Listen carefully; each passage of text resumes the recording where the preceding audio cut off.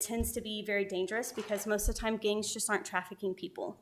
They also are doing some other kind of criminal activity.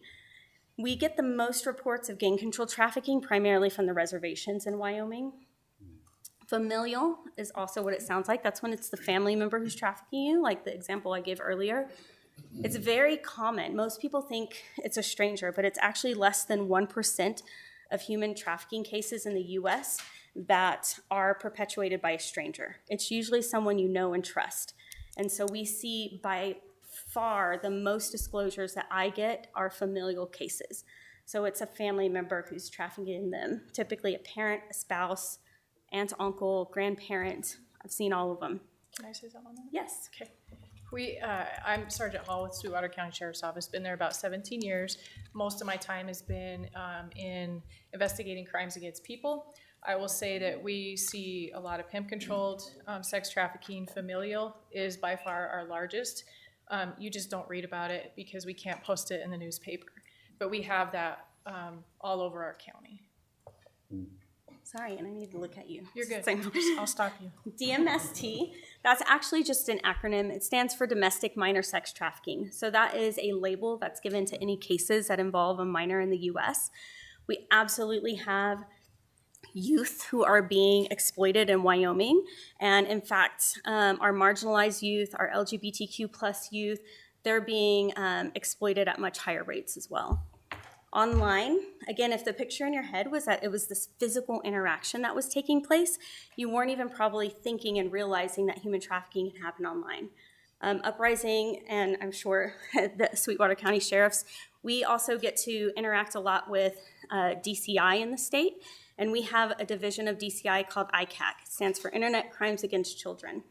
And if you ever talk to one of those guys, which I highly, highly encourage you to, there's 2 of their officers here in Rock Springs, they will tell you about the human trafficking cases and the sexual exploitation cases that they are seeing at record numbers in Wyoming. They're so inundated with these cases that they cannot even keep up with their caseload. So we have youth who are being exploited at super high rates, and some of those youth are right here in Wyoming. They had about 32 child rescues last year in Wyoming.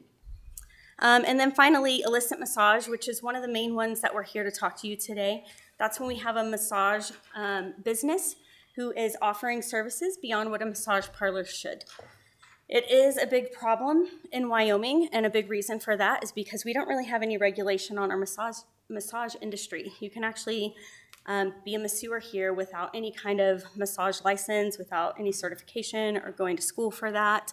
So it makes it really attractive for people who are running IMBs, which is an illicit massage business, to move to areas like ours and open those kinds of businesses. No one's really looking at them. We see the same thing in some of our surrounding states. I'm in Sheridan, so we're really close to the Montana border, and our partners in Billings actually had such a big problem with IMBs that they ran a 4-year study.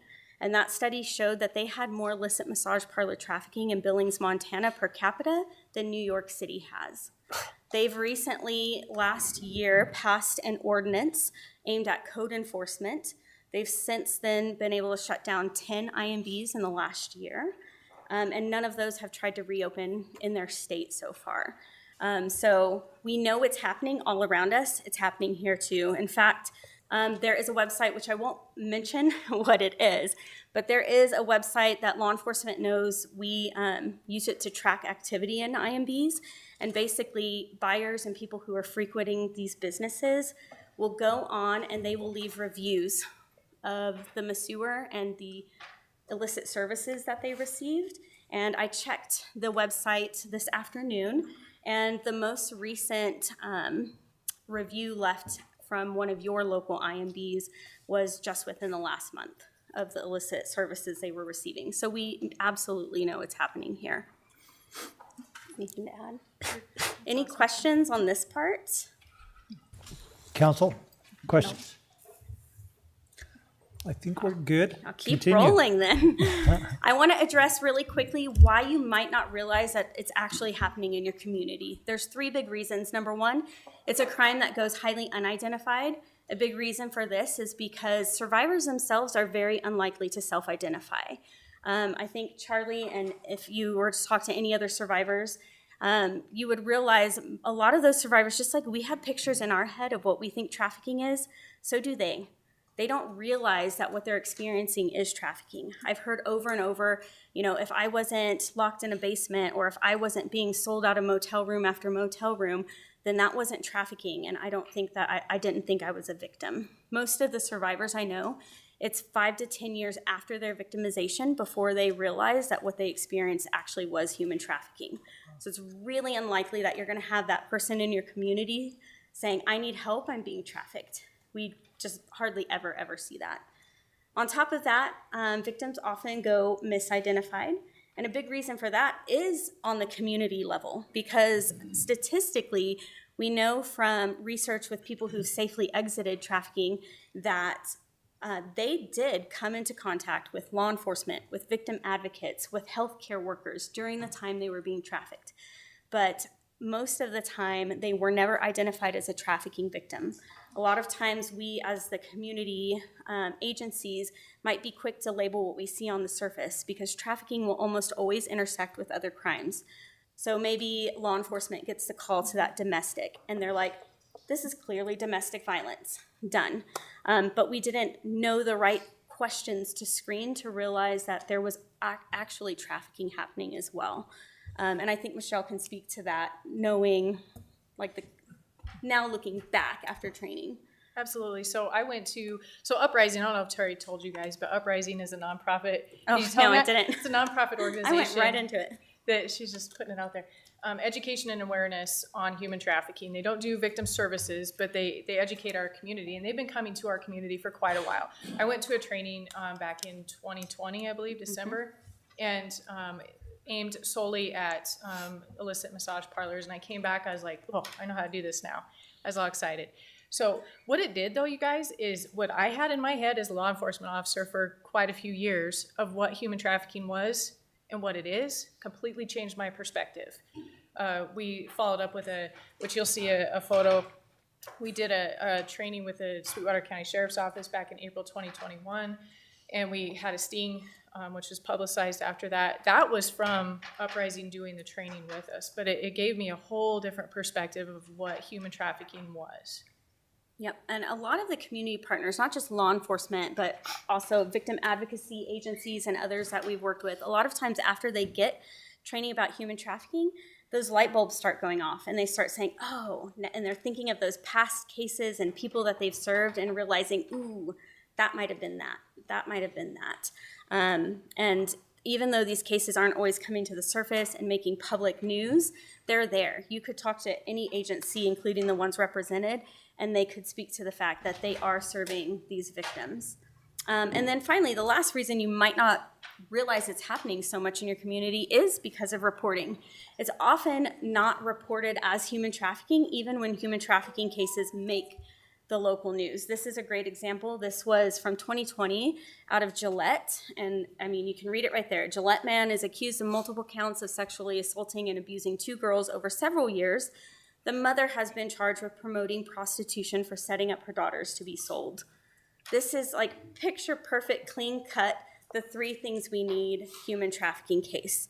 But nowhere in the article did it ever mention the words human trafficking. There's a few reasons for that. A big one is our Wyoming statute for human trafficking. The penalties actually aren't as hefty as they are for the sexual assault of a minor.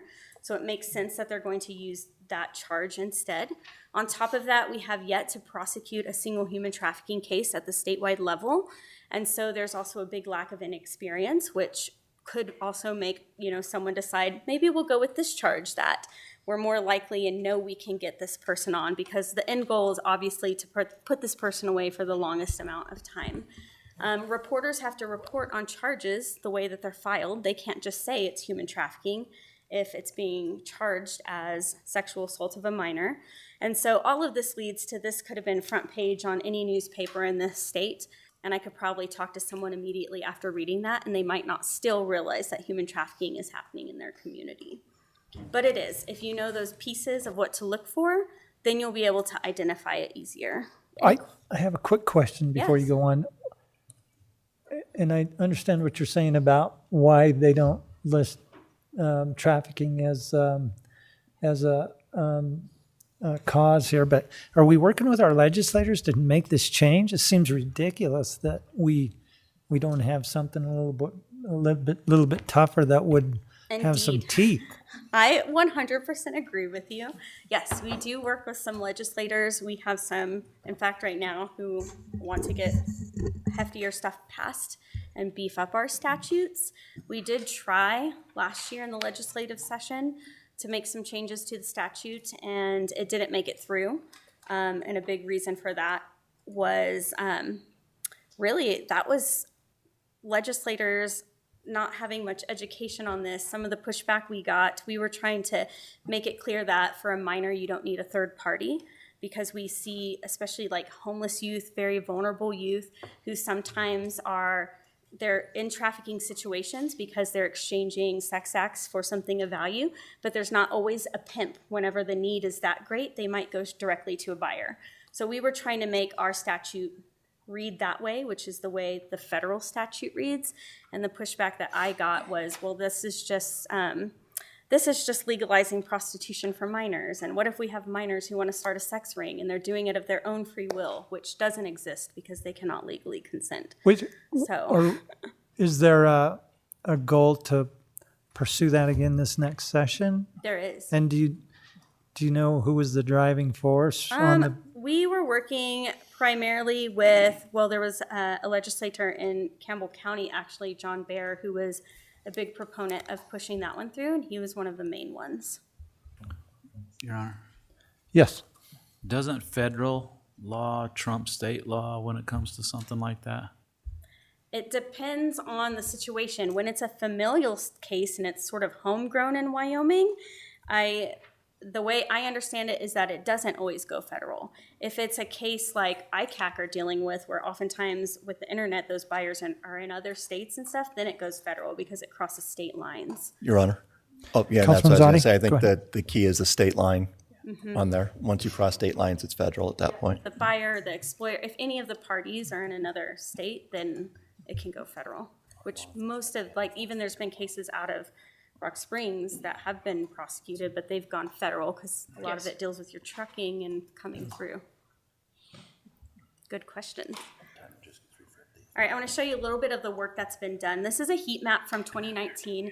This is from the Polaris Project, which runs the National Human Trafficking Hotline. If you look at this map, you'll notice there's really no lights hardly at all in Wyoming, just a couple on the very borders of Wyoming.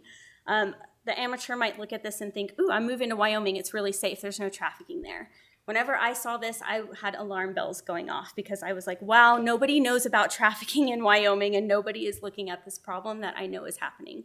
Because anywhere there's people, there's human trafficking, unfortunately.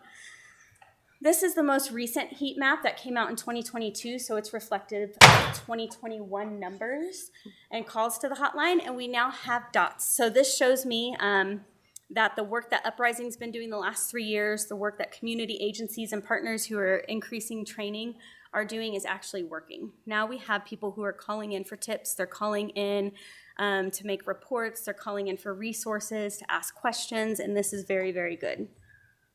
I also want to show you guys this. This is the sting Michelle talked about that we did April of last year. So we did co-hosted a training with the YWCA advocates and law enforcement, not just law enforcement here. We actually opened it up and we had law enforcement from around the state who attended. And we did 4 days of intense multidisciplinary training. We capped it off with a sting operation to put our skills to use. We arrested 4 people, including an ex-senator of Wyoming.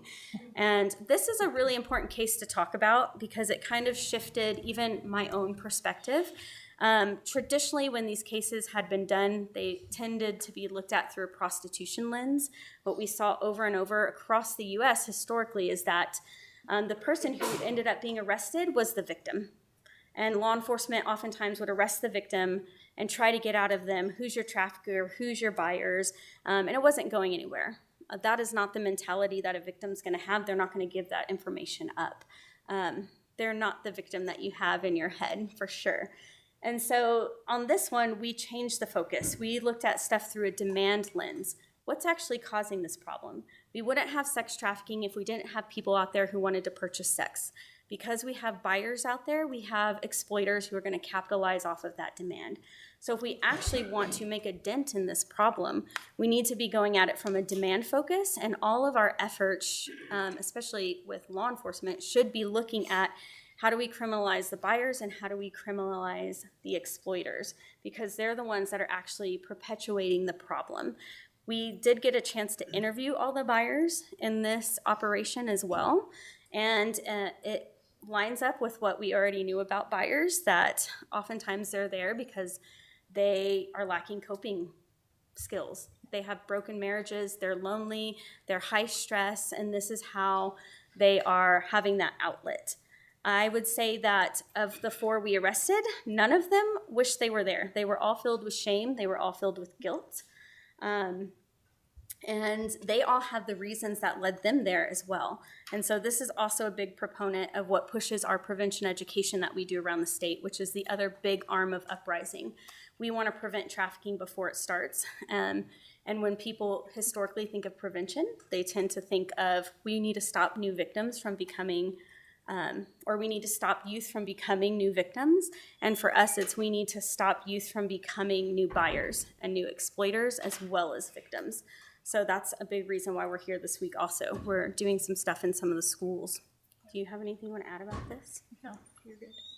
All right, so what we're actually here to really talk to you about today is there's an area of trafficking with IMBs, the illicit massage businesses, that we are ready to take more action on. This is an area, like I said, that we see surrounding areas are starting to put into action, and they're having great results. And they have wanted to investigate IMBs in Rock Springs for a while. And why you should really care about this. Number one, despite the stereotype, the women who are performing these illicit services in the massage business, they are victims. Most of the time, they are from Asian origin countries where they have extreme poverty. They are coming over to our country on the promise that they will get work, and all of the money that they're making, which is not a fair living wage, but the little bit that they do get, they're sending it all home to their families. Most of the time, there's extreme cultural and language barriers, so they are told by their traffickers that they need to fear the police, that if the police come into contact with them or if someone offers them help, that they are likely just going to get arrested and sent back home and therefore cut off all the earnings to their family.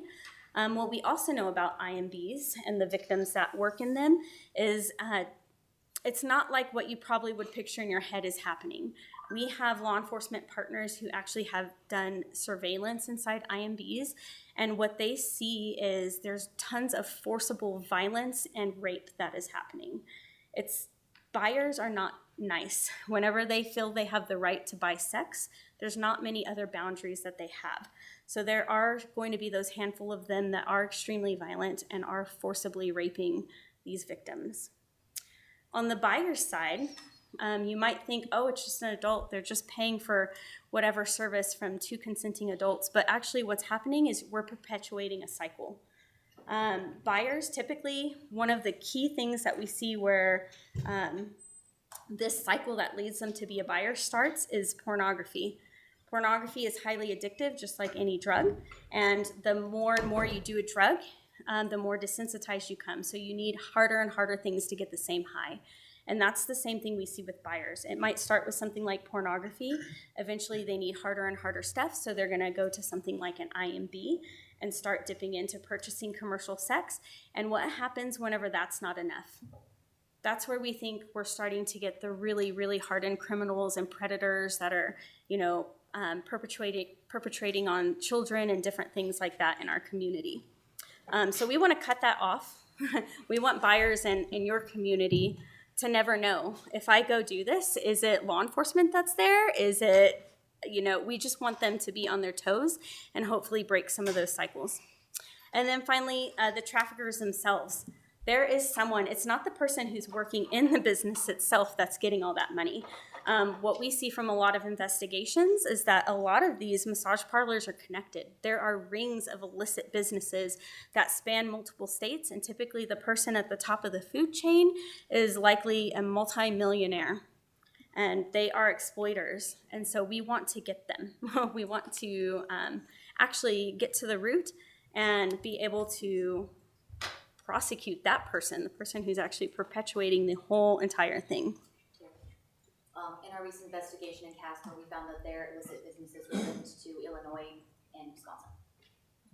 And the ones here, right? Or are you allowed to talk about that? Sorry. There's oftentimes a link to other states, for sure.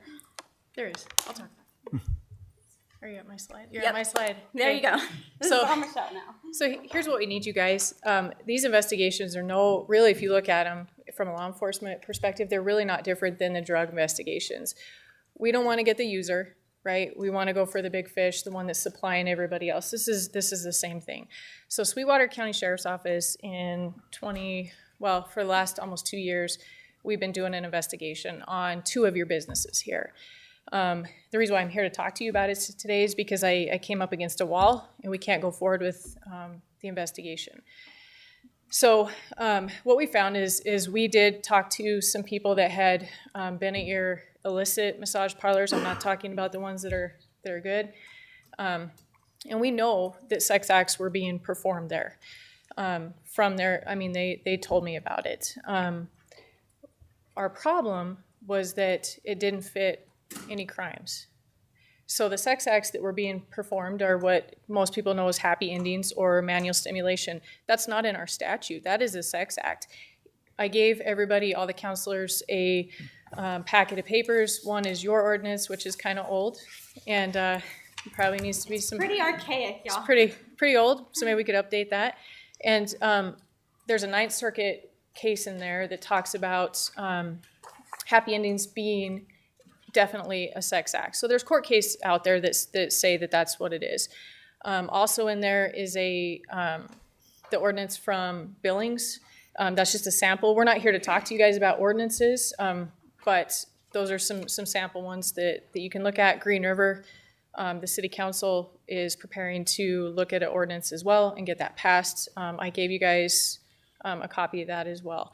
But that's what we saw, and literally we came up against a wall, and I could not go any farther with our investigation, you guys. It was almost 2 years because it didn't fit a crime, and I know that those people there are being trafficked, and I know I have to have probable cause to even go into that facility. I have to have that lesser crime of it being a sex act. I have to prove that before I can go on and prove human trafficking. So I need that changed. Law enforcement needs that changed. The other thing that we need to see a difference in is we need some more community training and outreach to our youth, law enforcement especially, to change that perspective of what prostitution is, what human trafficking is. It's not that they turned a blind eye. They all care. They just didn't realize what it was when they were looking at it. I can think back to a lot of cases that I've had that I'm like, oh my gosh, we missed that. How could we miss that? So, but that's why we're here now. We want to change that. We talked with your city attorney a little bit, and we'd like to be a part of changing your ordinance and helping law enforcement and helping victims. The other piece that we need to do is make sure that when we do pull victims out from human trafficking, that we support them and that we know what we're going to do with them. That is a huge piece. And so that's why the Y is here, and we work with them. They were with us on the sting. Should we have gotten any human trafficking victims, we were ready to deal with that. Sergeant Hall, just Sorry. could you just tell us what victim services are available here in our community, or are you saying we don't have any? I think that we could beef it up. I think I'm not the one to talk Yeah, about that's that. probably a question for My them. role is to do the investigation, but that's a great thing that I can let them talk about. I'm Melinda Boss, and I'm the Executive Director at YWCA. So as far as the services we have, many of the services that a trafficking victim would need are very similar to victims of domestic violence or sexual assault. And that is, we have an emergency shelter, we have the crisis line, we have funds to help relocate. Sometimes the biggest thing is not trying to be in the same area where you were. You don't want to be anywhere near those family members or those people and starting over. I mean, if nothing else, through the YWCA network, we've often looked at moving families or people to another community where they can get additional services. counseling services, support services that way, starting over, getting housing funds. These are all the services that we offer, which would be the similar ones to this. Now, we don't specifically offer services to juveniles, mainly because that is DFS.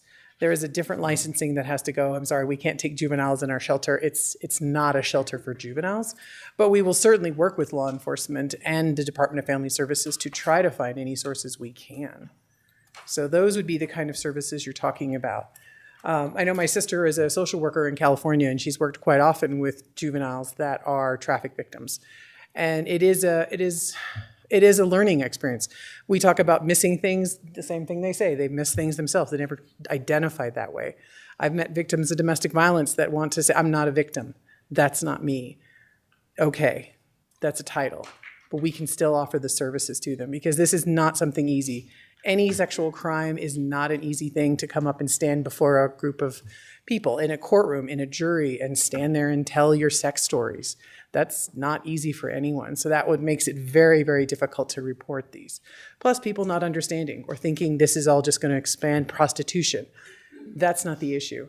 There is a point of doing this to survive, that this is a way to survive. This is often what happens with homeless youth, is they are trying to survive. And we don't want to punish the youth for this because that's not how it's going away. It certainly should be clear after this many years that working with the victim is not going to solve the problem. We have to work with the perpetrators. So I hope that answers your question. That does. Counselors, any questions? I just have questions on, you said you offer training. Now, is that for like public organizations, or do you do training for private businesses, convenience stores, truck stops, hotels, motels, that type of thing? Because I had heard in the past, or I was actually told in the past, a lot of those businesses resist because they don't want the liability, they feel there's a liability, and they don't want to be involved. Has that shifted? Is that I'd changed? say it's definitely shifted. We do training for anyone and everyone. If someone requests training from whether it's like a Bible study group to a community organization, we have a regional conference now for professionals that was launched this year. We do all of that. Tomorrow we'll be at Rock Springs National Bank doing training all day. We're doing a pregnancy center later in the week. We're at schools this week. I mean, anyone and everyone, we will get training. And if it's not something we feel personally equipped to do, we will find one of our national partners and bring them into Wyoming to remove those barriers to get people the training they need. That's one of the biggest parts of our mission. And what I see more often than not is not that people are resistant. I see that they just didn't know. And once we tell them about the problem, they're very proactive in wanting to get training.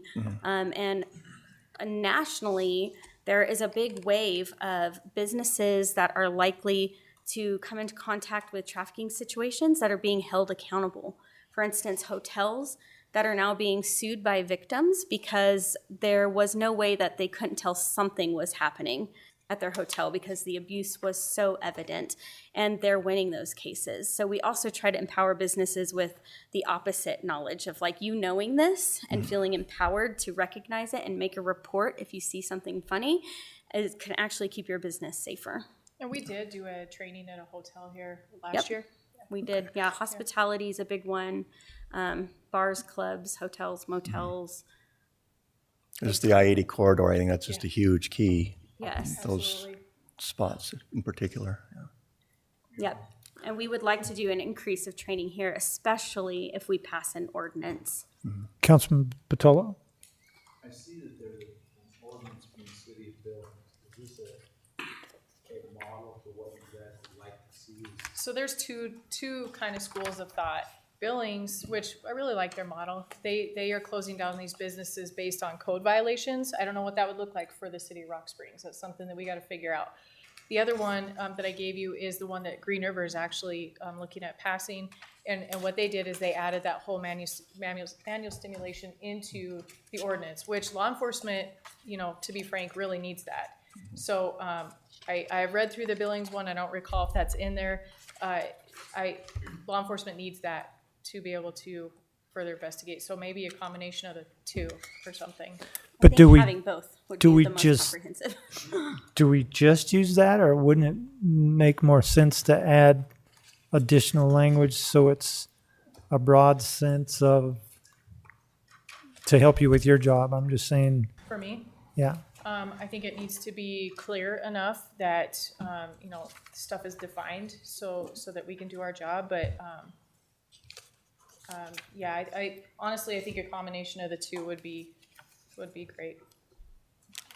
Mayor, Hold on, Councilman Savage, and then Mr. Beckwith. oh, go ahead, Rick. You'll probably be more intelligent than I am.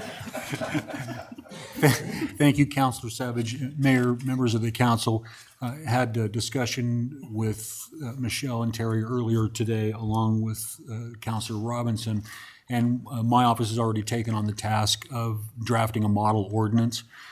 We can attack this from a couple of different angles, but I think one of the angles is a regulatory scheme related to massage therapists and massage parlors, and there should be some community input in that regard. So we'll have a model ordinance, and I've recommended to Councilor Robinson that at some point before we actually go down the road of getting the ordinance on the agenda, that maybe we have a model ordinance out there and have a workshop, because certainly there are members of the massage therapy community that in Rock Springs that will want to have some input. That's not the only angle, but that's one of the ways that we're going to approach this, I think. But we've devoted some thought to this, and I've asked them to give me a couple of weeks through my office to produce a model ordinance. And we can certainly take into consideration the additional changes that are being made in Green River, and we can attack this from several different perspectives. Perfect. Councilman Satters, did you have any? So, we outlaw these businesses in Rock Springs. What's the county doing? Do we just move outside the city limits?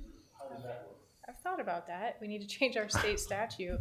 That's why I went to Green River. Terry and I went over there because I didn't want someone just to move over to Green River and do this. So the county, we need to work at the state level. That's that issue.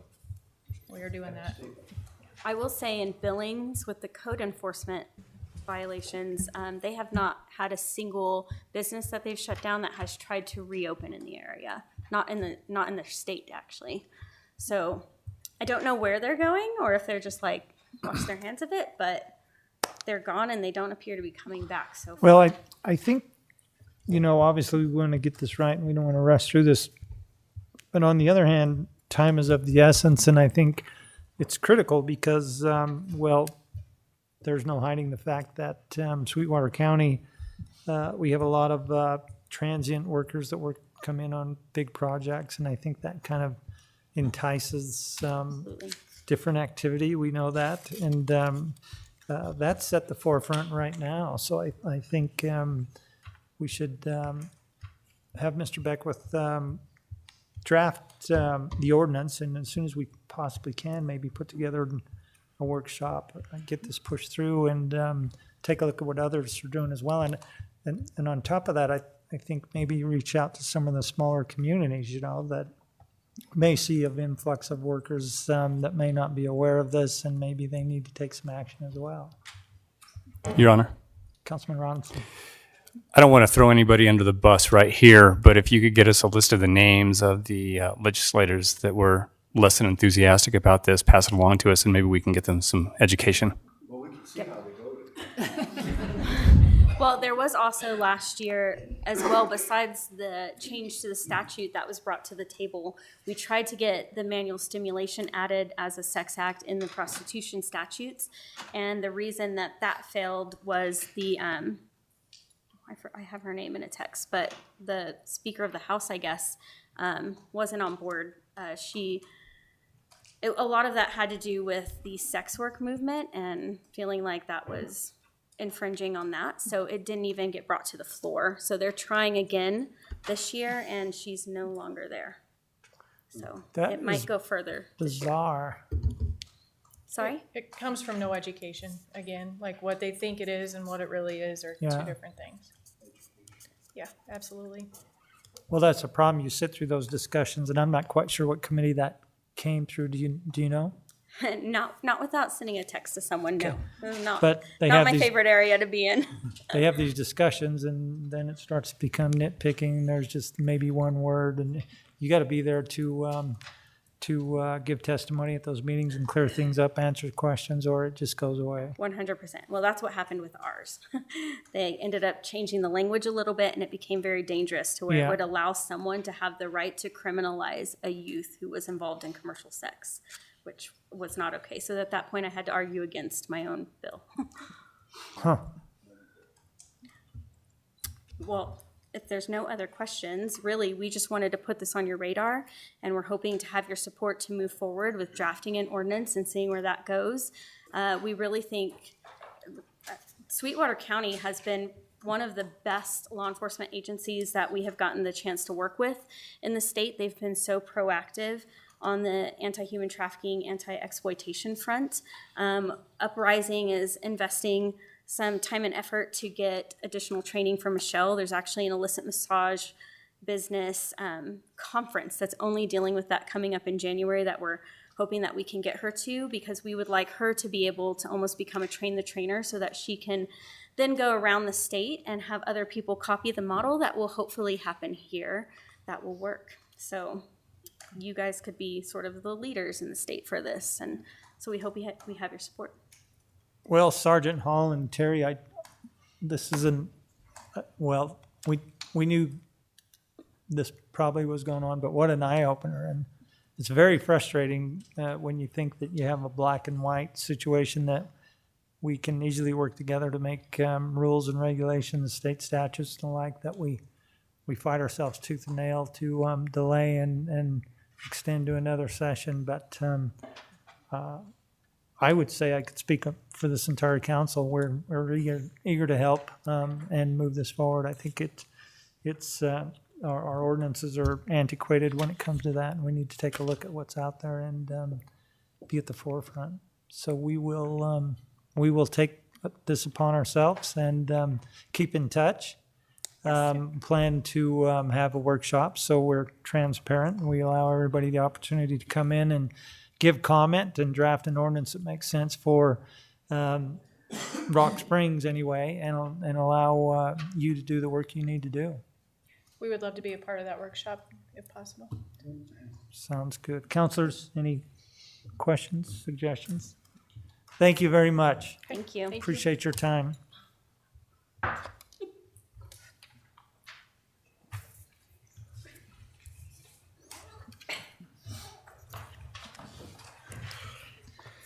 Okay, counselors, we're going to move on to the petitions section of our agenda. This is the time in our council meeting that we invite anybody here that wishes to address the city council on any issue whatsoever. You have to come up to the microphone. Please state your name so Sam can get it in the record, and let us know what your concerns are, your comments, or other. There's a lot of you out there, and I'm not quite sure. Unless you want chickens, I am not quite sure what's going on. But you're sure welcome to come up. My name is Greg Stocks. You know, I wrote a letter, and I don't know that you guys received the email, but I wrote an email to Kristen. It had to do with an article that was represented Saturday, October 27th, about the drag theater enters Sweetwater County. So I spoke with Kristen, and then I was invited down to speak by Mayor Como on this issue. I'm not protesting this event that they're presenting here at Broadway Theater. It's becoming a mainstream thing, but it's also becoming a political hot button. So when I read this article in the Rocket Miner, I wanted to give it a conservative voice, right? So when we start talking about cisgender and gender identities, those things are being introduced in our schools as we speak. The concerns that I have is this is being pushed out of a company, drag organizers out of Utah. Now, when we start looking at Utah, we know that Utah is a central location, and it's interesting that the child trafficking was an issue prior to this, because Utah is a hotbed of child trafficking at the moment. What we're seeing, and I'm not protesting against the LGBTQ community, right? Because we have a community here that we have to represent. We also have a conservative community that we have to hear a voice from. So the drag queen theater, I'm not interested in shutting down a drag queen thing. What I'm interested in doing is maybe taking a look at it, see if we can put an age restriction on it. Because what's happening is we're actually impacting and influencing our youth. The new movement under the LGBTQ, and not everybody's embracing it because the original LGBT community is fighting against part of what's happening in the community itself. So under the LGBTQ, but the new movement is called MAP, and so that's the minor attracted people. So they no longer want us to identify them as pedophiles or pedophilia. They want to be recognized as a normal behavior and a normal sexual attraction toward our youth. That starts becoming concerning to me. So that the age of consent in New Zealand was just lowered to 11. The age of consent in Mexico 3 weeks ago was just lowered to the age of 11. Why should that concern us? That could concern us because we have an open border that's allowing, these transits that are coming into the country. So when we're recognizing people that are coming into the country that are recognizing the age of consent as 11, I have an 11-year-old granddaughter. That starts to concern me because it's moving through the LGBT community as an acceptable norm. So I don't know Mr. McCormick, and I'm sure Mr. McCormick's probably a pretty pleasant guy to know, right? So when I read this drag queen theater, Mr. McCormick grew up in this environment. So everything he says here is the way in which he grew up to actually speak. So he speaks on the community in a pretty positive way. So I know that it's not his intent to affect things in a negative way. It's not my intent to affect his community in a negative way neither. It's my attempt to put a conservative voice to the problem that we're seeing throughout the United States. This is a hot button issue. We've got CRT in our schools, whether they're here. We know that we have to address it here in Sweetwater County because the school districts are telling parents that this is, these are political issues that have to be, and they're just following the federal guidelines. So we know that CRT is here. We also know that, which is called ETR, which is soft porn in our schools. So they're actually showing our children soft porn to introduce them to sexual behavior. When we go back and look at the community as it starts to state genders, so when Mr. McCormick is talking about cisgenderism, that's the assignment we have at birth, right? So when we're born, right, they speak to it. Women's Magazine actually speaks to it quite frequently, and it's the AFAB, which is assigned female at birth and assigned male at birth. So when we start talking about multiple genders, it's not multiple genders that we're speaking of. These are gender identities, right? That's an entirely different thing. Our children are being taught that boys can be boys and girls can be girls, right? Those are identifications. Those aren't genders. That can't happen. There's two biological genders that we're actually recognizing in our society. This is a political hot button that we're actually playing in right now. So I wanted to put a voice to it here in Sweetwater County. I'm not trying to put a damper on the drag queen show. What I'm asking from the council is to recognize, and especially because Broadway Theater is owned and operated by the city of Rock Springs, I'm asking that we start taking a look at this and put a pause on what's happening. Let's just take a look at it, maybe put an age limit on it, to where our children aren't being introduced to a community that they're not yet mentally prepared to be introduced to. Children are impressionable. What we know about children is they're always looking for a place to fit in. I have grandchildren that are looking for a place to fit in, right? I don't want them to identify as something because they're looking for something else. I want them to I just want them to grow up as children in our community. So this isn't a protest against the gay community. This is just giving that community a conservative voice, right? And so where Mr. McCormick states that he has a blank slate to create a culture, I want them to know that there's not a blank slate, right? This is a full community. We're not recognizing just the LGBTQ community. This is a community of Sweetwater County that's conservative and LGBTQ alike, right? So as we start looking at that, and we start looking at the MAP movement, and MAP is on the move, guys. I mean, the minor attracted people is on the move. They now have their own map. They're now flying their own flag, right? So they have their own colors. I mean, this is a real thing that's happening all around us, right? And so when Mr. McCormick is giving a voice to marginalized voices, what I want to tell him is those voices are no longer marginalized, right? Those voices are loud, right? Both in the racial community and both in the LGBT community, right? What has to happen is we have to start having a conversation. I don't want to yell at somebody. I certainly don't want to call somebody names. I don't intend to bring a protest sign down to the Broadway Theater and protest an event. That isn't our intent, right? What I want to do is get some conservative, considerate voices, right? And take a good hard look at what we're willing to accept into our community. Now, listen, I grew up in Green River, right? So I graduated in Green River in 1978. In 78, which means that I went through K-12, right?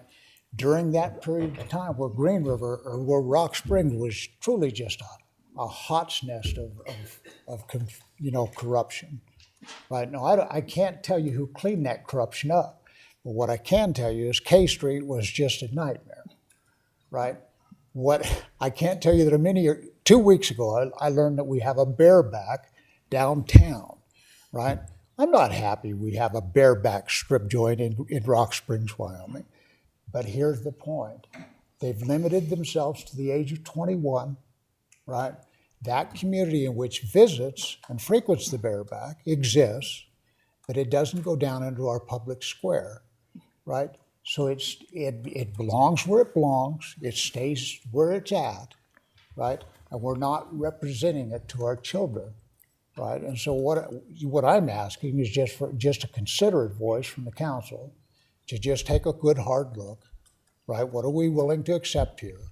How far is it going to go, right? I know that these are good people, and I know that the LGBTQ people are good people and they're good kids, right? But we also have to be concerned the impact that we're having on our communities, right? And so that's why I thought I would come down and speak. I think there's some people that are going to speak to this as well. When we're identifying, when we start to identify genders, that becomes complicated, right? They recognize 16 genders now, right? Those are interesting genders because I see them in a different form. Now, I'm not going to voice my opinions of those forms, but we don't recognize addictions, right, to something that has to have a safe place. Your Honor, right? Councilman Zion. I think we're getting really off track here. Yeah, and I don't want to get you there. We're talking about a group of people who are part of this community who want a voice in this community. I'm a conservative voice in this community. I'm fairly conservative, and I'm live and let live. Do what you want to do. Be happy with your life, and be happy with yourself. I think we're conflating a lot here with MAP, CRT, ERT, and you're labeling a whole group of people that don't deserve that label. I agree with you. And as you had pointed out, as in the 70s where we could say, we didn't have this culture, but we had K Street. So every community, every group, everywhere has those fringe elements that think a little bit differently or do something a little bit different. What we need to concentrate on here, and I think is vitally important, is we just have a group of people that want a voice and they want to do a theater and they want to put on some plays. And I think it's good that they have that voice. Everybody deserves that within their community. As far as age limits and that for something like this, Rocky Horror Picture Show has been around since '75. don't know how many times I've seen it. I know multiple people have, and spend midnight at the theater and everything else. And, you know, it's up to the parent in my mind. I mean, I'll raise my kids a certain way, and I want to raise them in the best, most safe and secure environment that I believe is right. And Tim does his, and David does his, but we're not going to agree on that. And so it does come to the parent and up to the parental rights on who and how where do they bring their kids and what do they expose them to. They know best what their kids are able to do. And I think if we put a blanket on that, we end up closing the minds of a lot of people, and that's tragic as well. So I think we're going down a path with the genders and everything else that I don't want to debate here. I don't think it's appropriate debate here. I don't want to debate it here neither, right? So because the debate is coming. I mean, this is a conversation that's going to be had. I mean, we're seeing that. Listen, we just watched Governor Youngkin over in Virginia, right? And he's put a stop to it, and he said, listen, this is gender insanity. But that's one man's opinion, right? But we can't just say it's insanity and run away. Right? We really have to start having the discussion. Where is this going to go? I mean, with Mr. McCormick's word, right, under his article, right, what he says is we embrace the word queer, right, where the community didn't once embrace the word queer. So I understand that, and I'm certainly not against it, right? But how far, what do we embrace next? So we really need to start taking a look as parents, right? I'm 62. My world is over. I have grandchildren. Right? This is no longer my world that I'm actually working with. This is their world, right? So what I expect is for them to take a legitimate look, and as a city council, for you to take a look at it and see just how much we're willing to accept and where we want our community to be in 10 years. Mr. Stocks. Your Honor. Oh, Councilman Robinson, go ahead. Yeah, I'd like to thank Mr. Zadi for jumping in because I was going to wait for you to finish. I'm not sure how that would take. And that's not a slam because I know that you've got an opinion, you've got a lot of things on your mind, but there's an awful lot with your statement to unpack. And Councilman Zadi kind of touched on a lot. CRT is not taught in any school in Wyoming. It is not on the agenda or the curriculum anywhere in the state of Wyoming. You started off talking about the drag queen theater event, but then you went into pedophilia. And I want to encourage you to do some research and see that there is no direct connection between the LGBTQIA community and pedophilia. It's a completely different thing. And by making that association, you're muddying the waters quite a bit. One of the things that Mr. Zadi said is he's got kids and he trusts that the parents are going to, make the decision of what they're going to see. There's a really famous country western star coming to the Broadway Theater here in a couple of months. I can't stand country music. Do you know what I'm going to do? I'm going to stay at home. I'm not going to buy a ticket for that show. If you don't want to go see the Drag Queen Theater, you don't have to. But, I understand that. I think by associating this group with crime and criminals is wrong. And you can say that it doesn't really matter, but that's the topic that you're bringing up. You haven't said anything about the issue of somebody who wants to wear drag. Full disclosure, I'll be wearing drag on October 21st and 22nd when I play Rocky Horror.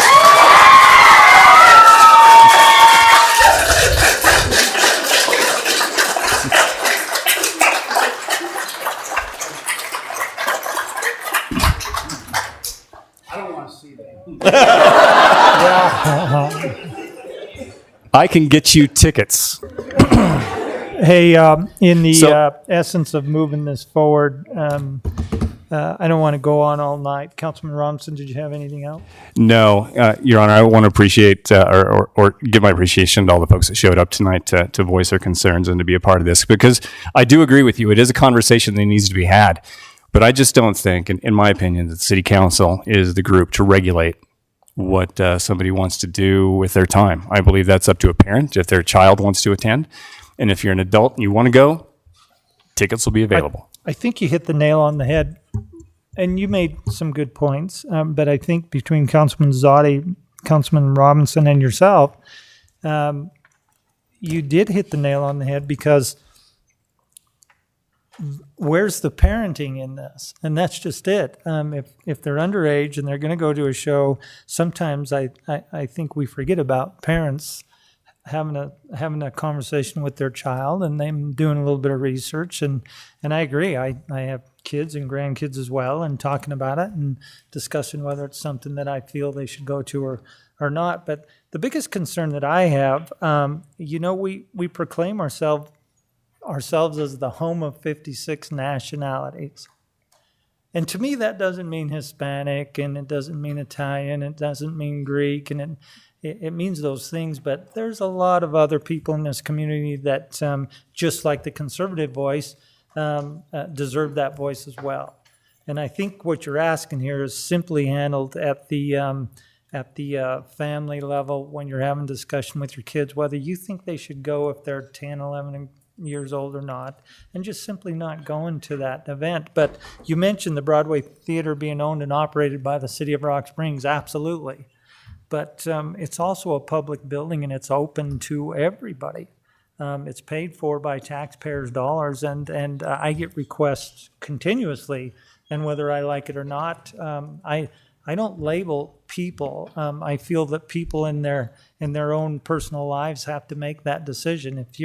If your granddaughter is 11 years old and you don't want her to go, that's a discussion that needs to happen at home, and then she probably shouldn't go to that event. But I'm not going to be one to say I can't let you guys in here because you're gay, because you're white, because you're black, because you're Hispanic. That's not going to happen.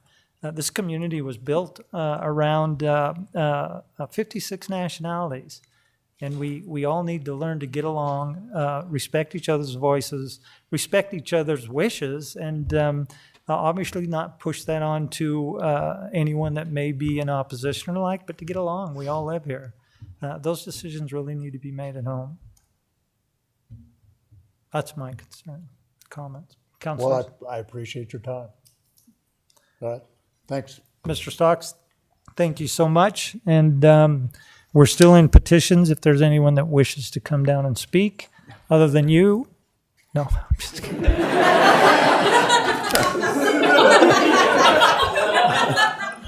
Go ahead, Ken. Hi, my name is Kenneth Starling McCormick. You can call me Kenny. I'm gender fluid, and I'm happy with any pronouns. For those that don't understand what that means that some days I dress and present more masculine, some days more feminine, and even more days either a mixture or neither of the two. I'm also a drag queen. My stage name is Starling My Darling, and I am the owner and operator of the Starling Company that's doing the Rocky Horror Picture Show at the Broadway Theater. I had a whole thing typed up today, but I don't really feel like I need to speak on it because I feel the support, and I appreciate you guys immensely. I really just want to speak on some gratitude for a moment, if that's okay. I'm grateful to the City Council, the Mayor, and the American governing systems that are in place that have granted me the opportunity to speak today. Though there is major work to be done on those systems, we progressed far enough to allow me to do that. I'm grateful to my killer cast of the Rocky Horror Picture Show. These guys are so talented, and they all have lives outside of that. They go to college, high school, they work, they are raising kids and grandkids, but they show up every day excited to express their individuality and to bring that art to the community. Speaking of the community, I am extremely grateful for this beautiful community. I've truly found friends, family, and an overwhelming amount of positive support just being myself. And that's pretty incredible. Let's see here. Complaints such as this, though it is a very simple form, it's based in ignorance and fear and a matter of not knowing. A wise man once said, or maybe it was my dad, I don't know, that if you don't know, you don't know. And it's okay to not know. So I'm inviting people to come and learn. I'm always open to have a conversation, as are most queer people. I live unapologetically and proudly. I experience queer joy every single day. And while some may take issue with that term, queer joy is very different than regular joy and enjoyment. It stems from being historically oppressed, and it seeks to spread a message of kindness, celebration, and love for oneself and for everyone else, just for being themselves. Finally, I want to thank Mr. Stocks. I'm super grateful, and for anyone that may agree with you, because you've created an incredible opportunity to have a conversation. One where I and people like me get to be involved in the conversation, especially now that we are here. I'm right here in front of the city council speaking my truth, and that's pretty incredible. That's not always been historically the case, and I appreciate that. Last thing I want to say, and I hate that I have to say this, but I am not a danger to anyone's children, nor are the vast majority of drag artists. I'm not a danger to anyone. I mean, I weigh 125 pounds, look at me, so, and that's soaking wet. So I'm not confused, and I have not been since I was 15 years old. I have an awareness of myself, my art, and its subject matter, the individuals I choose to work with, and the audiences that I present that art to. I celebrate them. I attempt to make them feel beautiful and appreciated, to educate them, and I would never put anyone in a compromising situation. So a ton of gratitude, mainly because this is a great amount of publicity for our show. So super appreciate that. If you are available on October 21st and 22nd at either 8 p.m. or midnight, come see this cast's incredible work. Tickets are on sale at the Rock Springs URA. It's going to be a lot of fun. But please note, as it says on our poster, this film is rated R for restricted, which means individuals under the age of 17 must have a parent or guardian present. Lots of love and thank you. Thanks, Kim.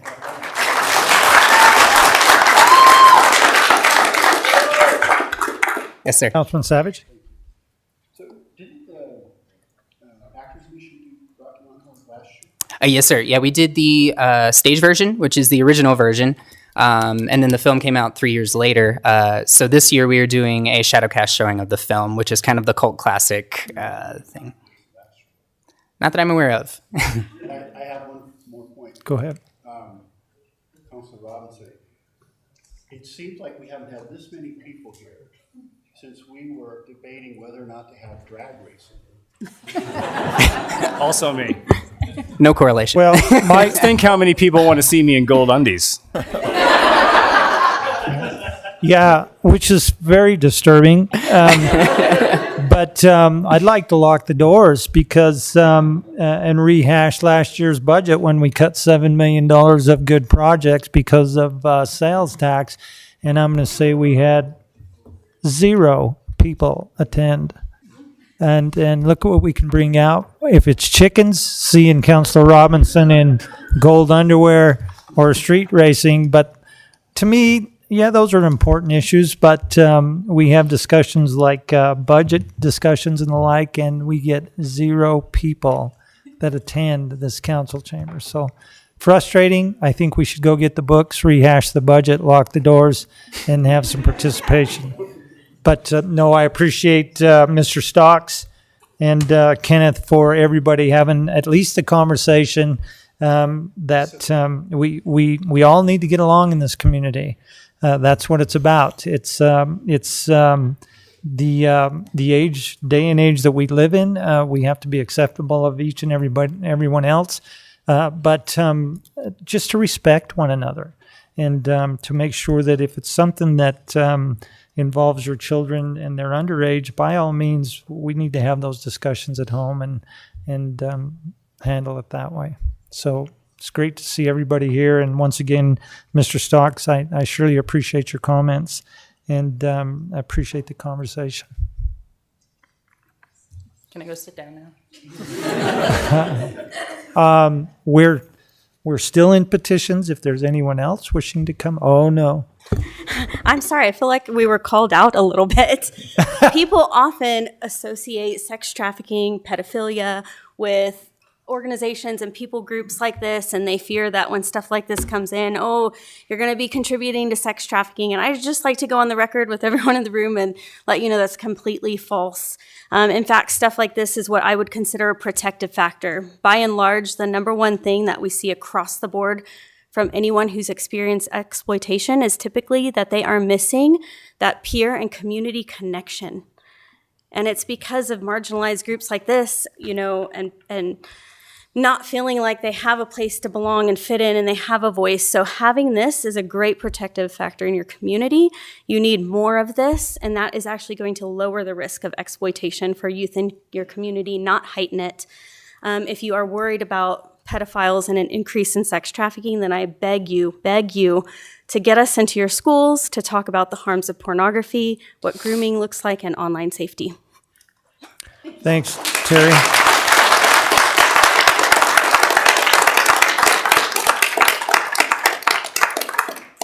Thanks, Terry. Come on down. Hello, my name is Chelsea Putnam. I will be reprising my role as Columbia in the Rocky Horror Picture Show this year. If you saw any of the articles about the actress who broke her leg during rehearsal last year, that was me. I have the scar to show you if you want. But I just want to say I am very much a heterosexual woman. I'm in a heterosexual marriage, but I do have a theater degree. I've been involved with theater since I was 12, and the theater community is full of multiple different types of people, whether you are heterosexual, gay, bi, transgender, whatever you happen to identify as. The theater community is very non-judgmental. They're probably the most non-judgmental people I've ever been around in my life. And Kenneth specifically, between, you know, this year and last year, he really does go out of his way to make sure that everybody who's involved with this show is comfortable with whatever we're doing, whether it's with costuming, whether it's with how the show is done. You know, Rocky Horror is a little risque. And so he goes out of his way to make sure that what we're doing, we're comfortable with, and that we're not doing something that's going to put us in a compromising situation or something that makes us feel, you know, any kind of way besides feeling amazing and wonderful and just the best version of ourselves while we're performing this show. And as far as including drag queens, you know, with X, Y, and Z that were brought up, women can also be drag queens. And there's straight men who are drag queens. And so drag in itself, yes, may have started with the LGBTAI plus community, but literally anybody can be a drag queen, no matter what you identify as, who you identify as. Everybody can. And so I think that that is an important bit of knowledge to be talked about, that drag is just a form of art. And if we're going to start putting, you know, age restrictions on art, what's the point of art? So that's all. Thanks, Chelsea.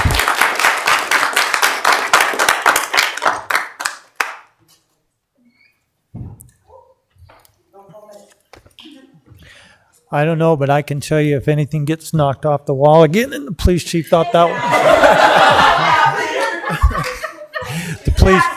police chief thought that was a gunshot, and dang near turned around and started firing. Go ahead.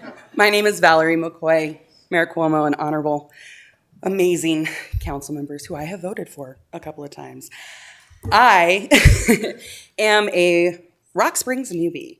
I moved here 5 years ago, approximately, from a small conservative town in southern Idaho.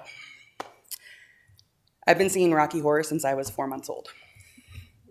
My mother had the opportunity to introduce me at a very young age to the wonder and the joy that is Rocky Horror. Was I explained everything? Absolutely not, no. But I didn't have to be. I saw color. I saw vibrancy. I saw people who did not look like me in any way, shape, or form being their most beautiful selves. I come from a very conservative family, like my grandma's dyed in the wool red. And we have many conversations in which we don't agree, but I still love her, I still respect her, and I will still take heed of what she says to me. Mr. Stocks is unfortunately not taking heed of the voices in his community. Kenneth has had the amazing experience of being able to know who they are at the age of 15. I did not know who I was before I moved here. I am a woman, obviously, but I also see myself as other. So my pronouns are she, they. I've known since the age of 5 that I thought girls were cute, but never in my wildest dreams would I have imagined that I could express that. The LGBTQIA+ community stands for inclusivity regardless. Doesn't matter your skin color, doesn't matter your eye color, your height, the lipstick you wear or don't wear. The fact that you may or may not like Rocky, it's all here or there. What matters is the kindness and the love and the inclusivity that the LGBTI community brings. Having that in Rock Springs opened me up to a whole new level of living my best life. I was lucky to find that with the roller derby community here. The Bittersweet Bombshells are an amazing team who also have LGBTQI individuals on that team. And that is where I found the strength to stand before you today and the strength behind me to say, any ignorance in this community should not and will not be accepted. Educate yourself, educate your families, and educate your children. You are absolutely right, Mayor Cuomo, that conversation starts at home.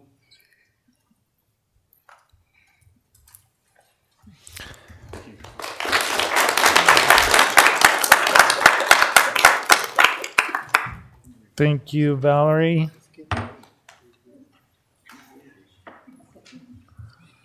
Let me see by a show of hands, if we could please, who wishes to speak tonight?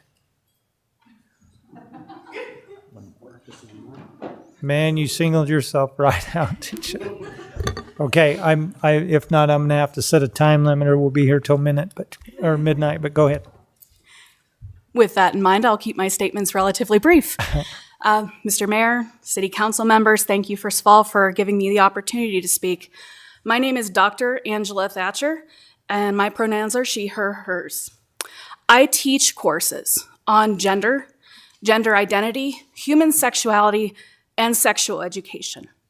And I appreciate Valerie's comments that she concluded with about education, because we can talk all day about the education that should happen in the home, but it doesn't in more cases than I will ever be able to describe to you.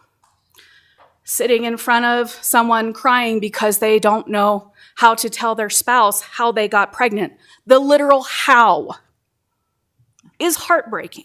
So those conversations don't always happen in the homes.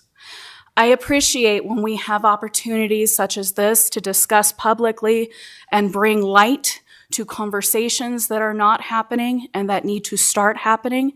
And I appreciate Kenneth's group, the Rocky Horror Cast, Actors Mission, and all of those groups and educators who are engaging in these dialogues and making it okay to have these dialogues, especially for those who don't get the opportunity to have them in the home. I was one of those people who did not have those conversations in the home. So I can tell you that it's not just a now thing, it's a long time thing. And those conversations sometimes are difficult and they are challenging, and sometimes it's hard to even know where to start. But moments like this, discussions like this, they are imperative to the forward movement. The last thing I just want to note, I also do research with young adults. And I finished a project on young adults working in Southwest Wyoming. And I had a quote that just sticks with me. And they said, if you look up Wyoming, one of the very first things you will find is Matt Shepard. For a member of the LGBTQIA plus community, that's terrifying. Conversations like this are what will prevent Rock Springs and Southwest Wyoming from being the site of anything like that ever, ever again. Thank you.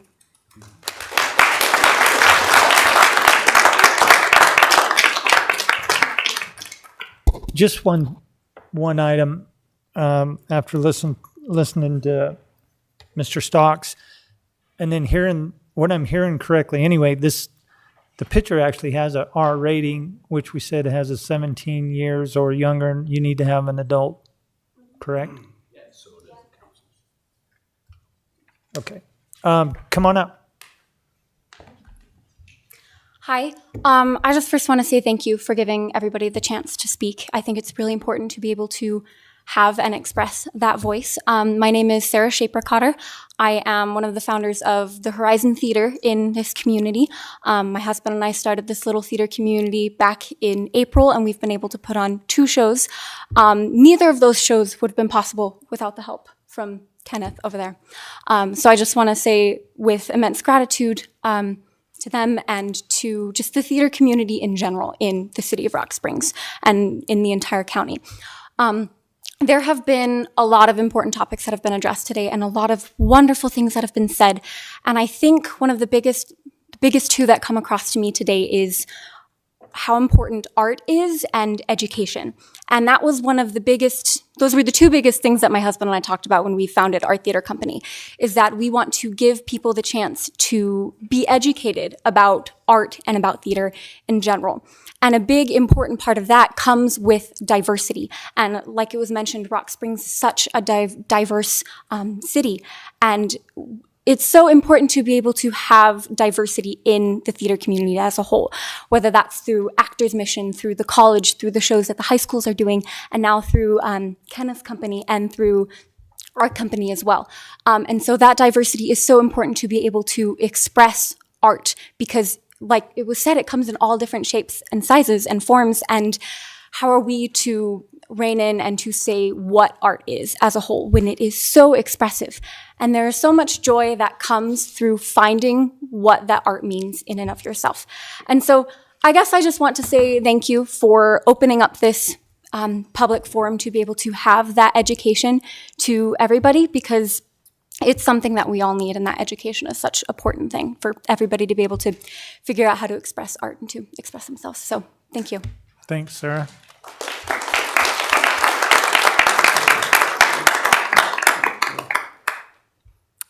Hello. I wasn't expecting to speak tonight, but I feel like I need to. I'm Pastor Bonnie Rice, and I want to do another side of the coin here. As what I represent is love, and it sounds like that's what they're saying. And I believe that God is love, and I'm not here to preach, but I am saying that if I understand you right, Councilman, that you said that the age limit is 18, which pleases me greatly. But I also want to show you another coin, that even though you say it's responsibility of the parents, and I agree with you, I share that very much, but not all parents take that responsibility. And in my field of work that God has called me into, I see that much. And so you might want to take that a little bit in consideration, that not all parents don't always, check what their children are doing, and that causes a lot of pain. And so that's the only thing that I like to say is that I am pleased that you put a limit of time, and that's of age, and that's really what we're looking for is the age, because we do in my field. God loves everybody, but God doesn't love sin, but he loves everybody. And so we're not here to judge. He is the judge. And while he has given us these lives, he's given everyone life, and we'll stand before him one day and give account of what we did with those lives. We're not here to tell somebody what they're supposed to do with that life. He will do that. But I am very pleased to know that you're taking consideration of the age, and I thank you for that, because that's very concerning to me, because not all parents, I'm not putting parents down, I'm just saying not all parents I don't know what the reason is, but they don't always check to see what their children are involved in, and that concerns me. Thank you for your time. Thank you. Appreciate your comments. Okay, is there anyone else wishing to address the city council? How long were you sweating back there before you decided you were going to get up? I don't know. Just ask Val. She was holding my hand. So. My name is Elijah Croft. I have known these people for a very long time. They've become some of my closest friends. I'd like to thank Kenneth. I remember meeting him for a show that he helped me work with, and he's a very kind individual. I'd also like to thank Sarah, who has helped organize a lot of these events. I just did a show with her, and what I admire most about those two individuals is the level of responsibility that I see from them. I would also like to thank them for their ability to make a defense for the case of protection for children. The age restriction, I believe, is a very good measure that they have made. I think the biggest thing that may be of concern to these students in this production, or to anyone viewing it, may be how do they present themselves and how do they see other people? With my experience with my friends up here, I know that due to the acceptance that they have for everyone else, I know that that concern has been mitigated because the acceptance of the people within the communities and the danger they may find to themselves and others, that is completely revoked by their ability to see others in a similar light. I would also like to present something that I noticed, the City of Rock Springs vision statement. I don't think I've ever been in this building before, but I noticed this is a something in good there thing that- because this is also the courtroom, so. Yes. I would hope so. But being here, I really like the statement of the envisioning of the city as a safe and progressive community. It's over there. For individuals to promote their unique heritage, community pride, openness to others, and the area's natural beauty. I'm not going to pretend that none of you guys can read, so.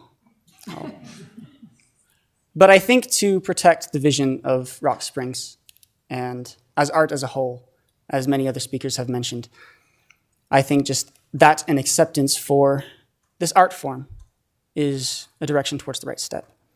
Now, I am a heterosexual man, but I think that an openness to others is something that can not only benefit other people, but yourself. I'm excited for Rocky. I'm excited for a lot of other things that they have planned. I'm not actually in the show, but I hope to be able to see it. As an inside joke to the theater community, I know they do a lot of dancing, and I'd like to close by saying that dancing is not a crime.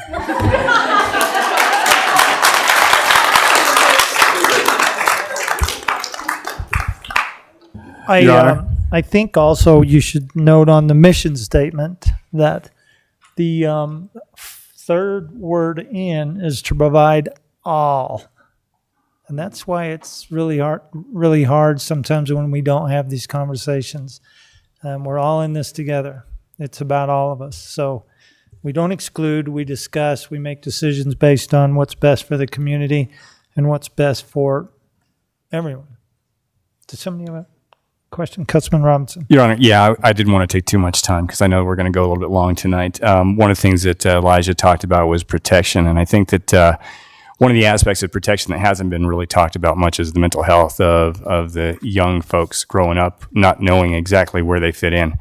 And, the rate of suicide in Wyoming, especially amongst LGBTQIA community, is incredibly high. And I think by offering a place where they can feel welcome, it's going to, it'll help mitigate that a little bit. I recently had a couple of relatives, close relatives, come out to me, and they were very fearful of the reaction of the community, of their family, and I think it's really important that they know that they've got a place to be safe. Thank you, Councilman. And I'm just going to say, Terry and Melinda, there's a good chance I'm going to need counseling if I have to see Counselor Robinson in drag. I'm just telling you. So you'll be on speed dial if that happens. But anyway, anyone else?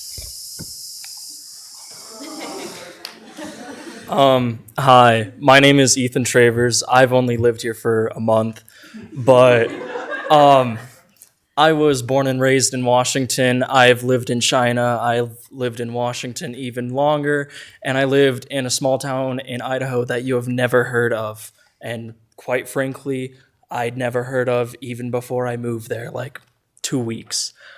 Knowing that I have had a very hard life. I've lived in a religious household with conservative family, and I've dealt with that kind of stuff. But the moment that I found theater in my life, it changed me, and I truly found my passion, and it's really given me something to do, and it's become a core part of who I am. Without theater, I wouldn't have found some of my closest friends and people that I consider my family, and I wouldn't even be here in Rock Springs, Wyoming, meeting people that I hold very dear to my heart. And quite frankly, it's amazing that I went from yoga in 7th grade to being in Alice in Wonderland and Chicago at Western Wyoming, and now Rocky here at the theater that I forgot the name of. Broadway. Broadway. Yes. It's been a long month. I believe that theater is a very important part of life. Of course, I am biased as it is a large part of who I am, but I've seen what it has done for other people in my life who have gone into other things in college and have grown up to do other things. And it's always changed people, and it always teaches you new things. Thank you. Thank you, Nathan.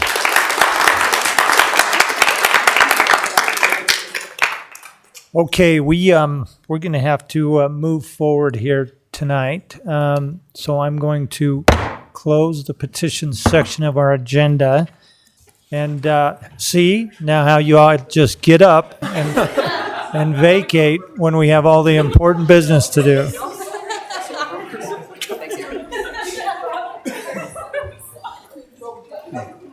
Just a little bit longer back.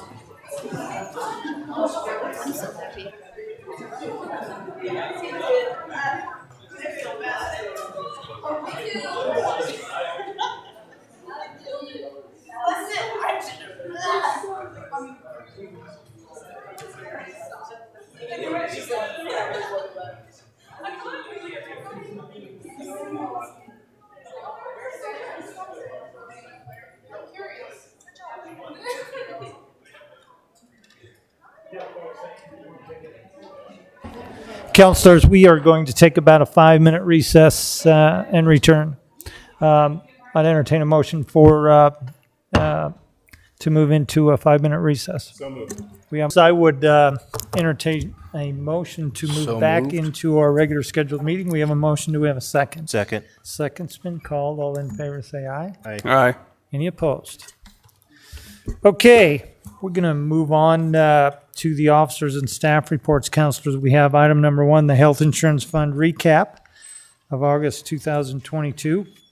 2, the financial report summary, August 2022. And 3, the Department of Audit F66 Annual City and Town Financial Report and Annual Report Summary.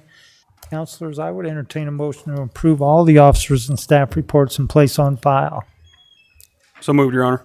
We have a motion by Mr. President. Do we have a second? Second.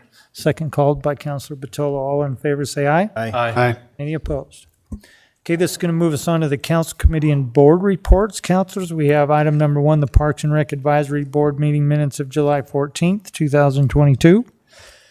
2 is the Rock Springs Historical Museum Board meeting minutes of August 10th, 2022,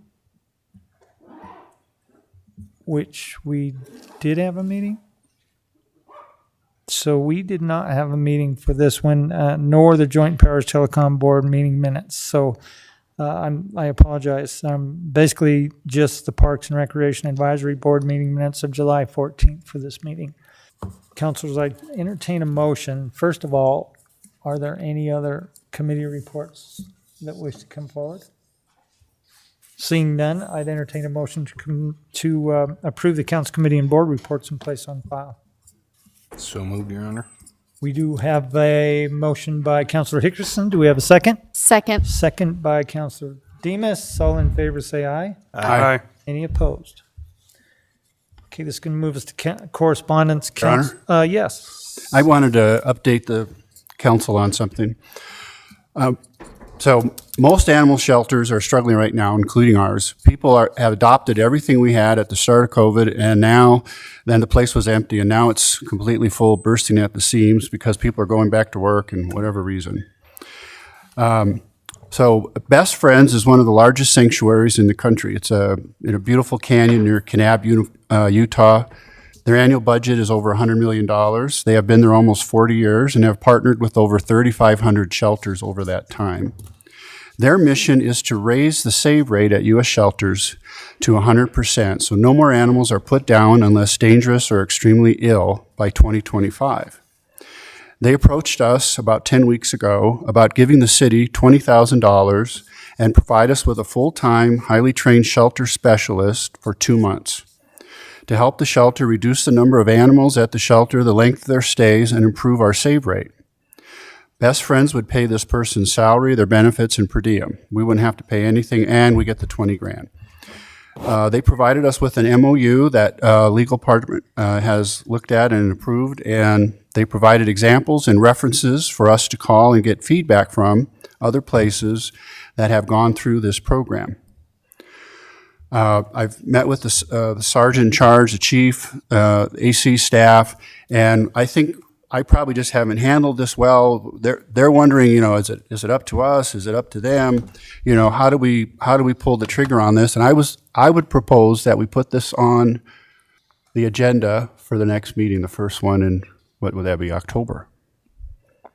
Councilman Savage, I believe there were some questions with the grant, and don't get me wrong, I think it's a good idea. I think one of the issues when it crossed my desk was the opportunity, the deadline had expired, and we were going to reach out to them to see, because it says null and void by last week. Is that 15th, September 15th? So I believe what we're going to do is reach out and see if it's still valid, because I do believe it makes good sense. There's a lot of language in there that we discussed, but the actual deadline was the 15th of September. Yeah, because we've had it so long. I've talked to them, and they are willing to extend the date for a brief period longer. What would that date be? Well, we could go through early mid-October. No, we would just find out. Need to know when that is to make sure it makes our next meeting. I will email that to you tomorrow. But I'm thinking at that point, other than some language that there was a few concerns on, the number one item was that the opportunity had lapsed. And I don't know who sat on it for so long or why it took so long to get before us, but there was no way to make it Well, happen it was at me. this. I was trying to do Okay, a so bottom-up we'll thing. blame you, and if you could get us a new date, if that works for the next meeting, maybe we can hash that out. We can have that discussion. All right. Perfect. Any other council committee and board reports? I don't recollect if we approved them or not. We did. We did. Okay, we're on correspondence, councilors. We have one item there.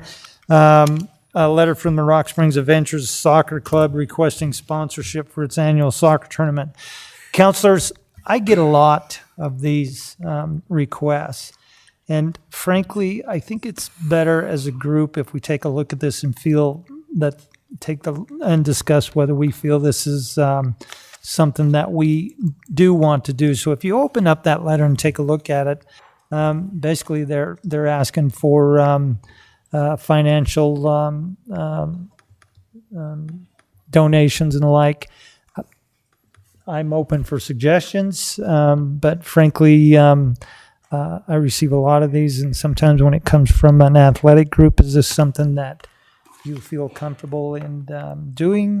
Would someone like to make a motion and discuss an amount to support our local soccer groups or not?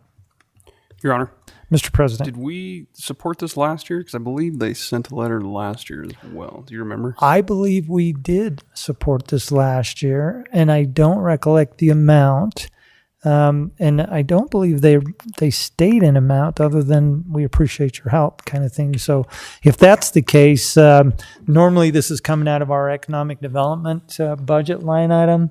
If somebody wants to make a motion on an amount, Your Honor. Mr. Beckwith. I'm not certain that that's an appropriate expenditure of public funds. In the past, what we have done, like with the Boy Scouts, when they've required money, is that we've worked out a deal with them where they do some work for us. I'm not certain that this is something that we can do. I don't think this is an appropriate expenditure of public funds. Well, I think we've had groups paint. Mr. Lansing's used them to paint the ball field seats, things like that. Is anybody have contact with Misty Hay? Want to reach out to them, or I will maybe suggest that the group could do some labor for us. And what are we willing to expend? What have we done? Do you remember, Dave, what we've expended in the past? Your Honor, it's been a decade or so. I think in your previous term, we did fences on Elk Street, Blairtown fence, a number of, the wood fences around the community. And then most recently, yes, we used one of the ball teams or one of the leagues to paint the bleachers at Wataha for an agreed upon, price. I think Legion did that. Yeah, I think you're right. I think it was Legion that did that, yeah. Your Honor. Councilman Robinson? Should there be a set amount that we do on I stuff think there like should, this? because I think maybe we say something to the effect, so it's fair to everybody, of $500, something like that, and let them determine what they want to do. Dave at that time did come up with several tasks that we were struggling trying to find summer help to do and the like, and it worked out pretty well. But from what I recollect, we supplied all the material and they supplied the labor, and that seemed to work out okay. But I think we should do something similar so it's fair to everyone. And, right. And I will reach out to Misty Hay and see if that's something she'd be interested in doing, because I think also it teaches them that they should have a little scratch in the game and some elbow grease maybe. And I do agree with Rick, other than just throwing money towards these groups, getting a little bit of work done and at the same time supporting what they're doing. Your Honor. Councilman Batolo? Yeah. Should there be some language about first come, first serve that, into the amount of budget money that we have for that kind of thing? Because there's a lot of organizations out there, and I don't know that we can do it for everybody. Well, I took a look at that, Councilman Batolo, and over the past years, we've had 4 groups that seem to hit us up every year. So I would say that we probably don't exceed a half a dozen, but normally it's the same 4 groups that hit us up. So, Your Honor, I Councilman would Zadi? think too, if you do put something on there that you have, provide the labor for a donation or sponsorship, that's going to limit a lot because they don't have, Right. The groups that want to do that and everything else. So, I think that's a good idea. I do agree that just a flat out donation, I don't think that's appropriate at all. But to pay for service or something like that, I think it's a good way to do it, and it gets the youth participating in their community and taking some ownership in it as well. Your Honor. Councilman Hickerson? I would agree with Councilman Batolo, though. I'd say put a cap on it, and then you said half a dozen, so $3,000. Yeah, I think that's a good idea. Okay. Be something I could deal with.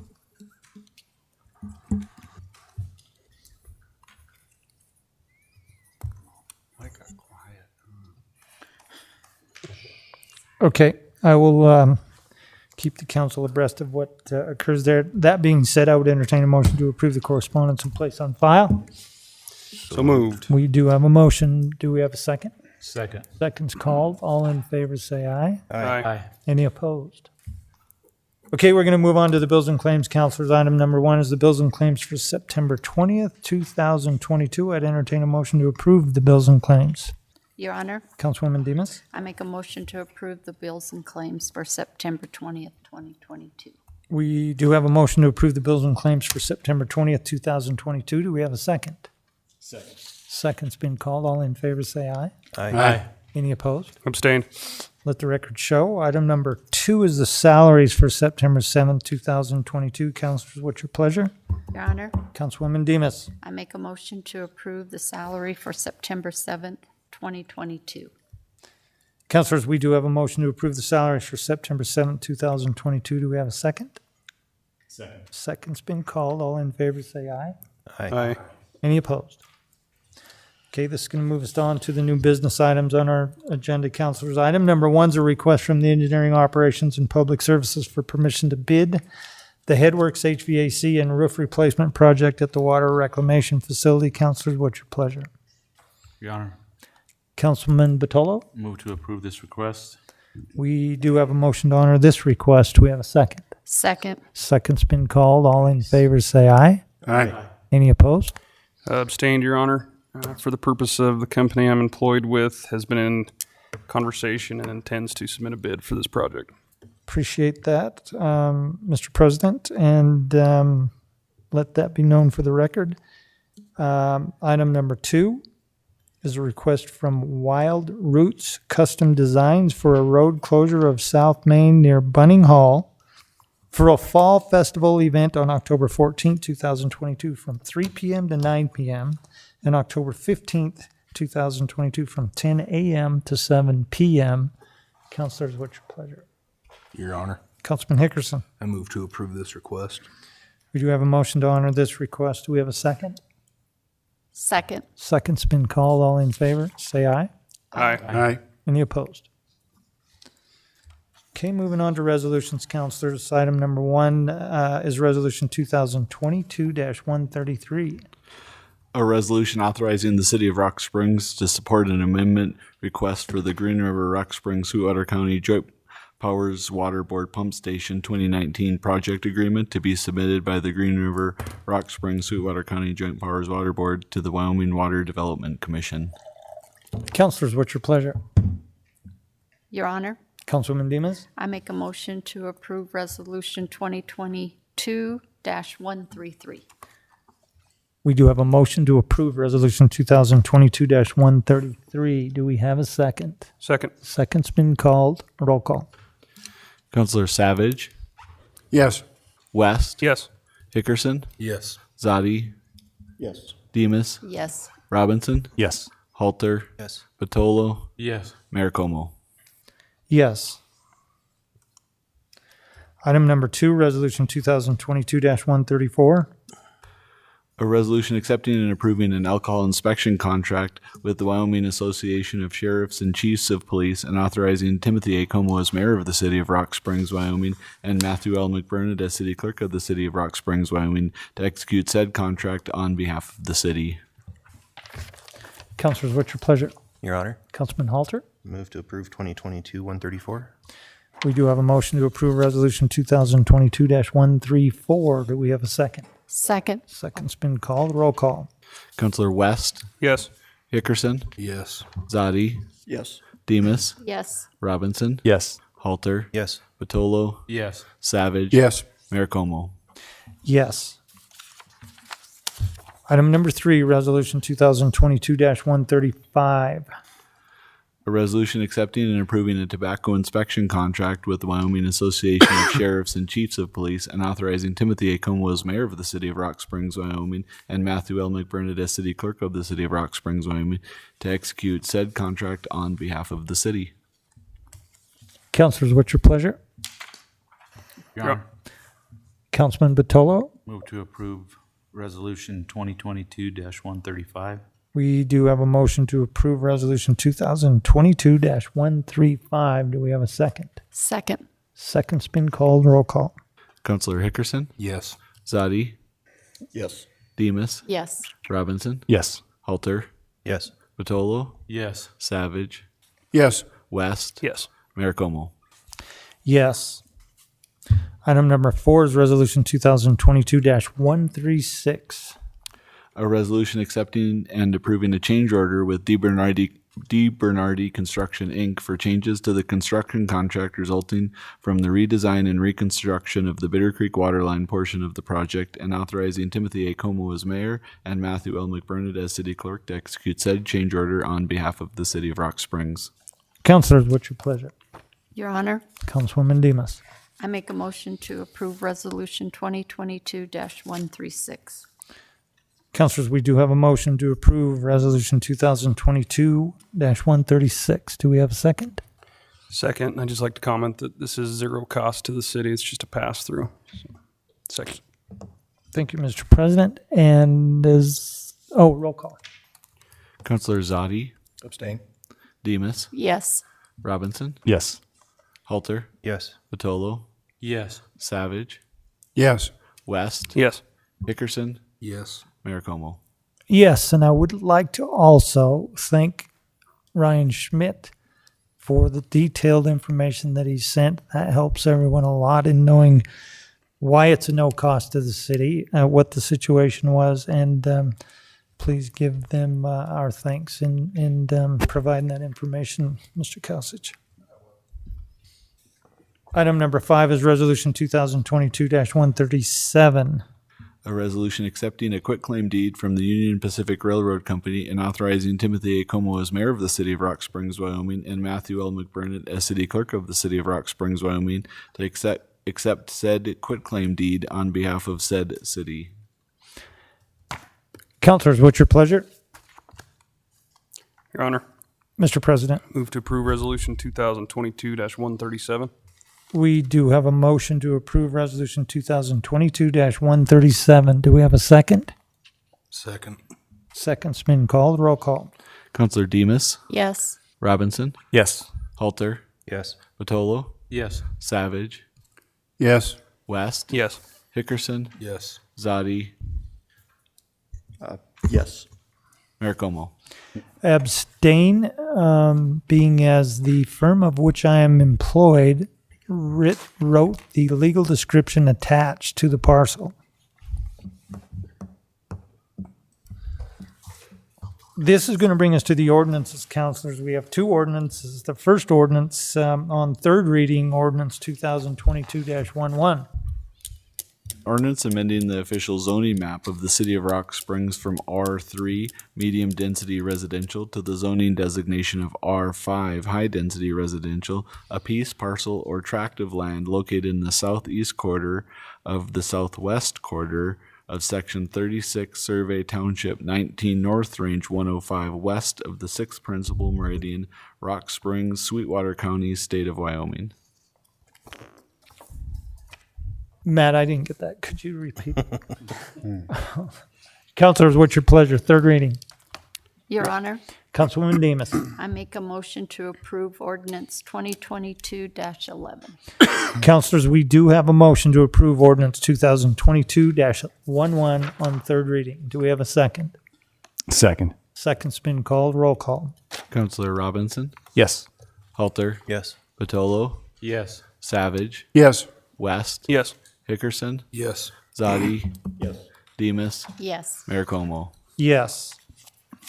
And item number 2, Ordinance 2022-12, first reading.